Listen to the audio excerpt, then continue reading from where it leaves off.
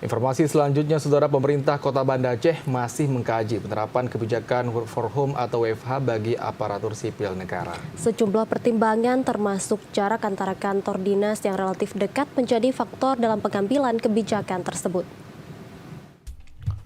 Sejak 1 April 2026, pemerintah pusat menetapkan penyesuaian pola kerja aparatur sipil negara atau ASN, di mana Senin hingga Kamis dilaksanakan work from office atau WFO, dan hari Jumat diterapkan work from home atau WFH. Namun pemerintah Kota Banda Aceh masih melakukan peninjauan terkait penerapan kebijakan tersebut.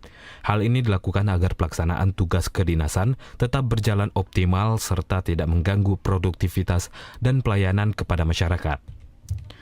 Wakil Wali Kota Banda Aceh, Afdal Khalilullah, menyampaikan pihaknya masih melakukan pembahasan lanjutan terkait penerapan WFH, khususnya pada hari Jumat. Menurutnya, kondisi geografis Kota Banda Aceh dengan jarak antar kota yang relatif dekat menjadi salah satu pertimbangan dalam menentukan skema yang paling tepat. Ya, untuk WFH kami masih mengatur gimana yang terbaik karena memang di Banda Aceh kan nggak terlalu jauh office kita.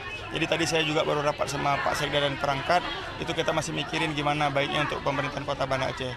Memang dari segi optimal, ada hal-hal mungkin yang nggak bisa kita kerjakan di rumah. Jadi hal-hal yang lebih krusial insya Allah kami tetap kerjanya di kantor-kantor pemerintahan Kota Banda Aceh.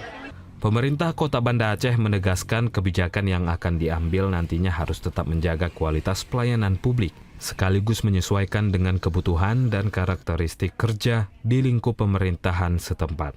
Dari Banda Aceh, Tim Liputan TVRI Aceh melaporkan.